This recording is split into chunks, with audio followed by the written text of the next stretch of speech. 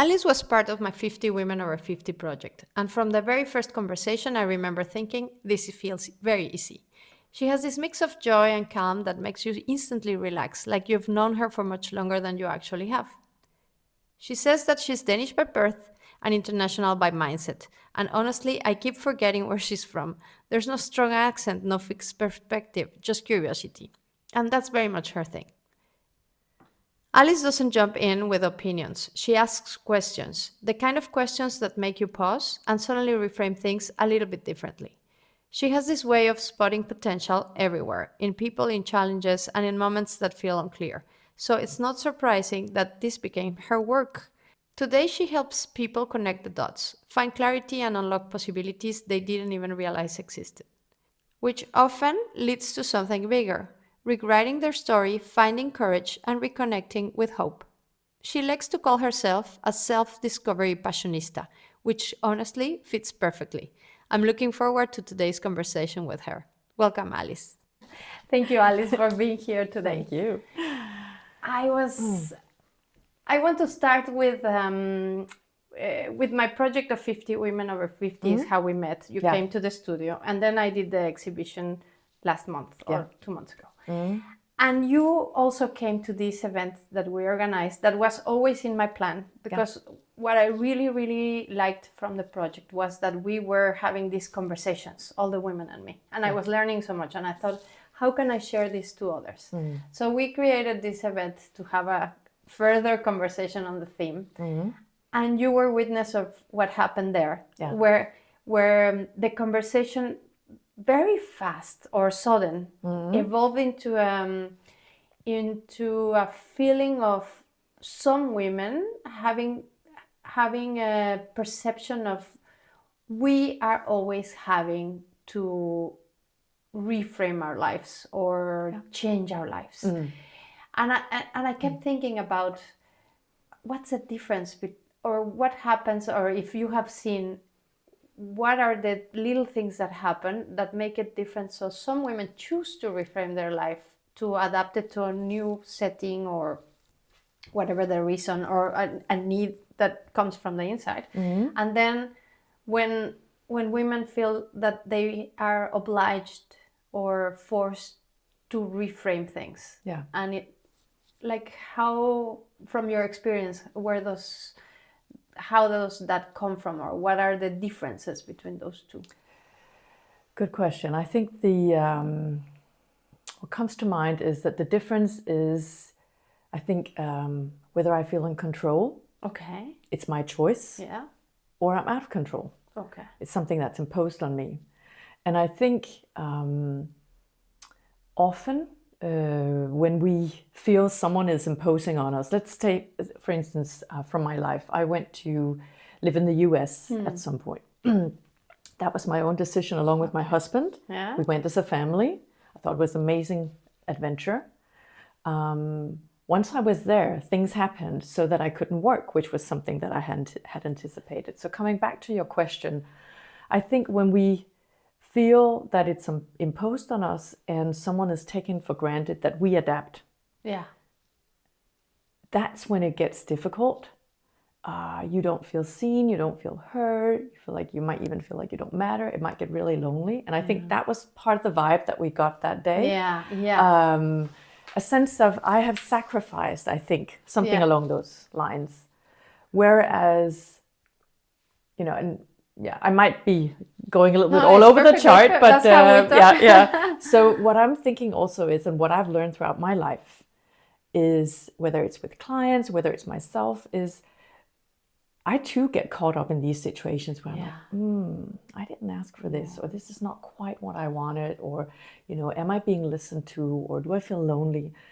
And I think part of my strategy along throughout the years has been to look at what can I learn? Because I'm a big learner. I love to learn.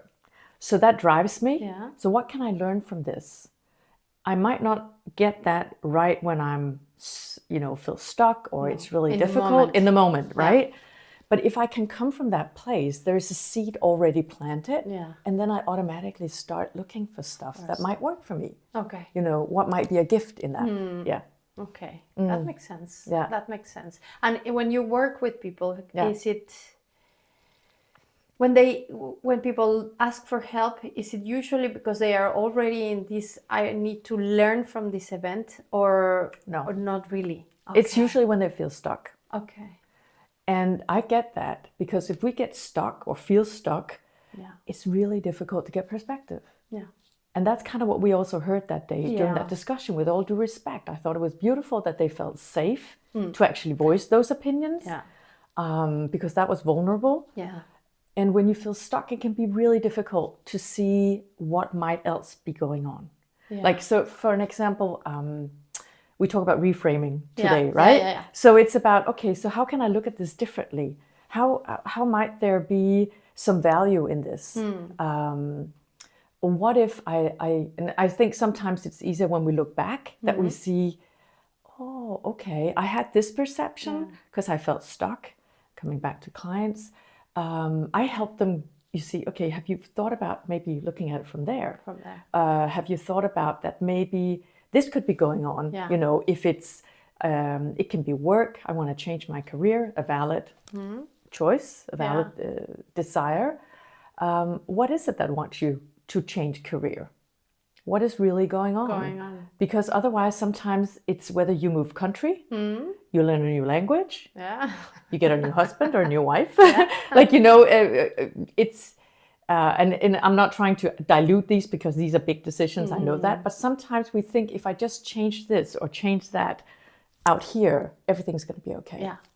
But it's something that's going on inside. in here. Yeah. In the end, it's a decision, right? Exactly. To feel we are allowed to think I have control or not, because control, we don't have control in reality, never. No, so it's a decision to think. It's an illusion. It's an illusion to think, okay, I do have a control. But maybe changing the way we see things is how we can control the situation, because it's our perception of the situation. And what I love about when people come to me and they feel stuck is that they are actually taking a step towards changing something. Yeah. And then I think a lot of it has to do with, do I feel seen? Yeah. Do I feel listened to? Do I feel like I matter? And I think that's what also a lot of the women who voiced their opinions that day, they felt that. They felt like, here I can actually say these things. And I think just opening up that. It gave us space. It gave us space. I loved it. It was not that it was bad. But of course, I was in the front and I was looking at them and I was thinking, I'm not a therapist. How do I help this? Because I can listen on one-to-one conversations. It's easier for me to go with them with their conversation or whatever. But there I was feeling like, I don't know. And you were a sound of, your voice was like calm and keeping asking them to see it from another place. And I thought, that's fantastic. I cannot do that. I wanted it to, how can I stop this? But more from a side of, I don't know what to do. I don't know how to help them, no? Exactly. Which is why this was created afterwards. Because these conversations, I think, can be useful after the fact of, okay, you put it out there. Yeah. Listening other people talking about it. Because we have had that same experience. I also came here and I was never expecting it to be challenging or difficult. I thought, I've moved before in my life. It's going to be fine. I've started a business. It's going to be fine. I've been there, so done that. It was a challenge. But the only difference I could feel at that conversation is, for whatever reason, because I chose it or whatever, I thought I had a lot of agency around it. So I thought, okay, I can decide things. I even decided not to learn Danish because it was stressing me. But that's my decision. Exactly. So I stick to it. Now I'm learning Danish. It took me some years. God? But yeah. I think you have a really good point there about the agency, because this is about, again, control is an illusion. I fully agree. And then it's about taking your power back. So you feel like, okay, what can I, and that's about the perspective as well. Where can I see that I actually have, I can make decisions, I can make choices, I have the agency. And then I start from there. Yeah. Because I also think when you talk about moving. And it's actually even within a country, but definitely more of a challenge when you move culture, location. You might be far away from friends and family. There might be language, all sorts of things. Yeah. You might not be able to get a job. That was part of what we heard that day.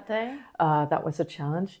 And it's identity. Yeah. So when you look at all these things, those are challenges for sure. Yeah. And sometimes it can feel like this. It feels huge. Yeah. And it feels like it's everything, because I do remember also at some point that I was very stressed. Yeah. Or I felt very stressed and started having a little bit of anxiety. And a therapist told me, you will never ever be Danish. A Dane. You will never be. So don't keep trying to look like one. Because of course I had adapted my clothing. Yeah. Because I like fashion or whatever. But to be comfortable in the bike. And you have to adapt who you are as how you dress, how you speak. Yeah. What you say when you arrive to a party.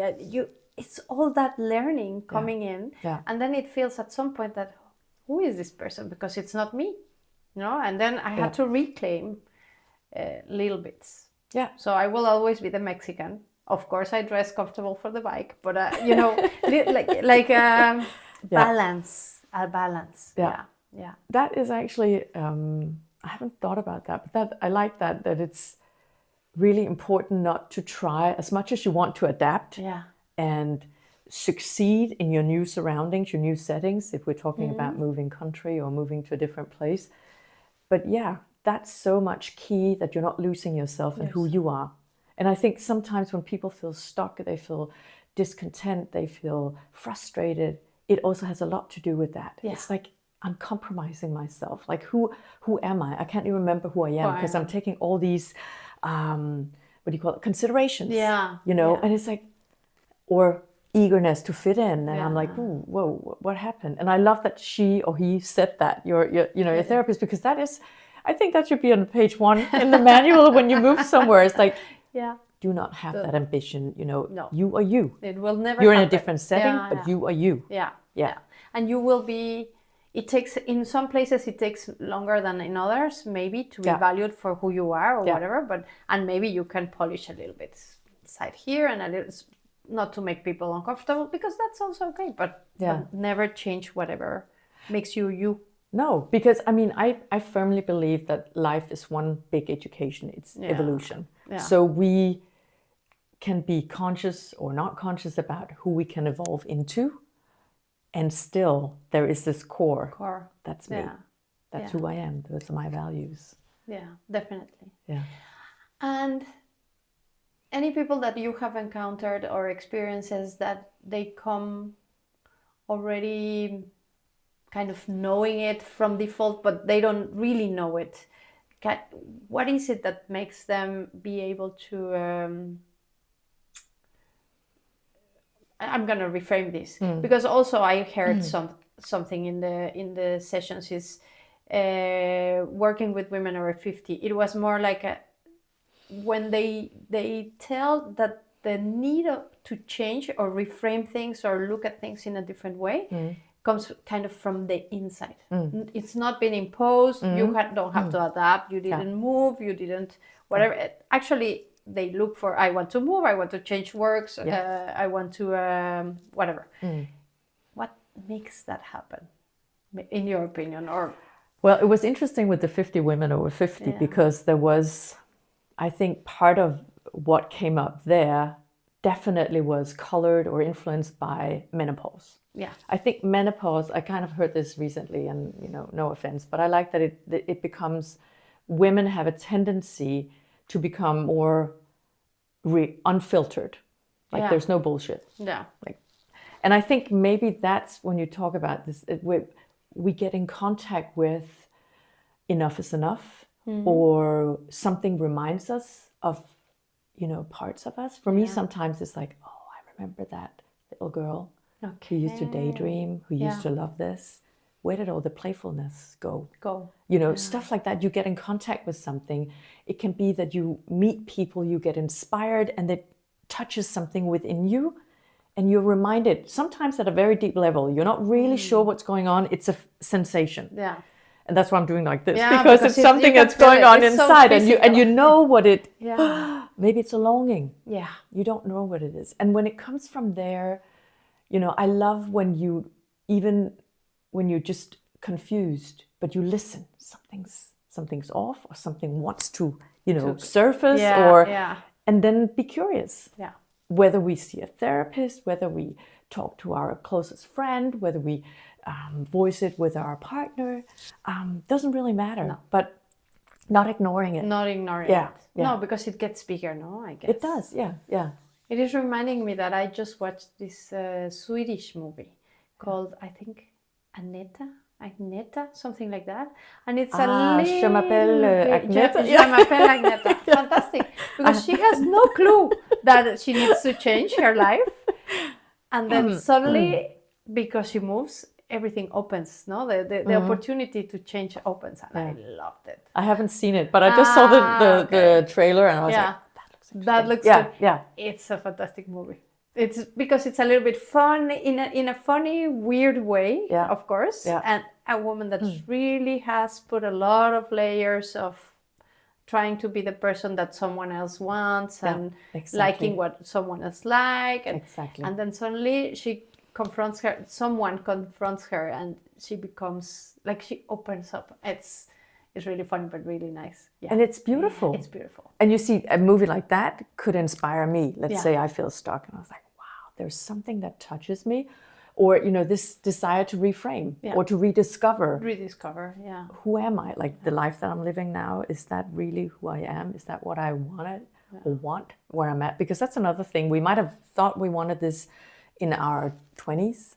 Yeah. And then I'm in my 50s, and I'm like, not so much. Or actually achieving it. One of the women in the project, I remember she told me she was turning 60, I think. And she said, I realized I had achieved everything I wanted to get. And so I don't need to be working harder anymore. I have to enjoy. I just want to see my kids, the grandkids, you know, because she made the realization of, I did achieve everything that I was looking for. Yes. I thought that's fantastic. Everybody should have the opportunity to, at some point, say, I have the life I wanted. Yeah. So let's enjoy it. Yeah, exactly. Yeah. That's true. That's something I'm curious about, where I'm at in my life right now, is sometimes pressing pause and not being constantly on the move towards something. Yeah. It's like, okay, so what does this feel like? Being with it and really challenging myself, because I have an energy and I have a desire, I have a drive to be on the move. On the move. And when I pause, like I told you just when coming in here, just take a deep breath, or just be present, you know, and tap into the energy, the sun, the fresh air, whatever it is, it's miraculous. It's fantastic.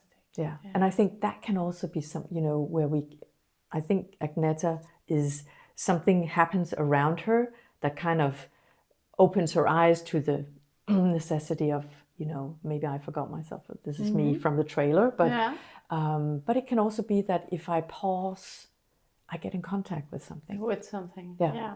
And give value maybe to the things we already have, because I guess, and I'm guessing for the generations after us, it has to be super overwhelming or whatever, that it feels like a race all the time.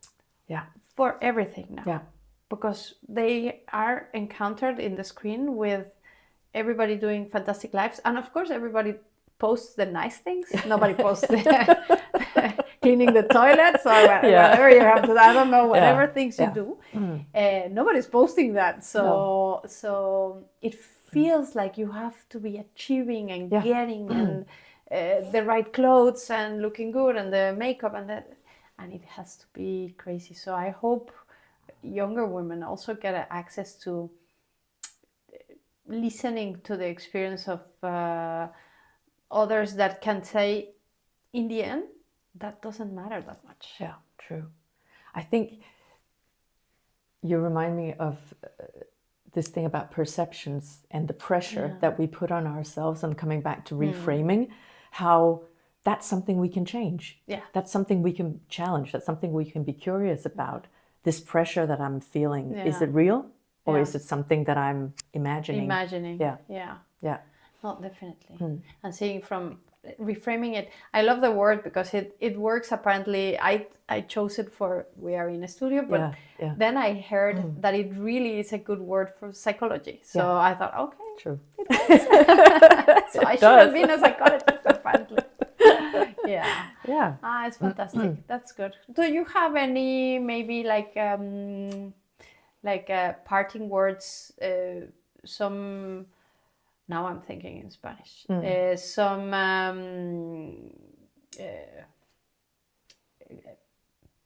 consejos. It's things you will tell people or little tools they could use, or little things to, if they are feeling stuck. Yeah. Couple of tips. I think pausing. And preferably in nature really works for me. Really just feeling the ground underneath your feet and just taking some deep breaths and just tune in and be with whatever is, not judging it. Because I think with my background, and I think I meet a lot of women internationally as well, so I think it might be definitely something a lot of women might recognize, is we're really fast at judging ourselves. So just being with whatever is without judgment, be curious is really key. And I think sharing like we're doing right now, that took me actually quite some time to learn. Be vulnerable about that. We don't have to figure it out. That, let's say it out loud and see what comes out of a conversation. And again, coming back to reframing, maybe someone can offer me a perspective that I did not think about.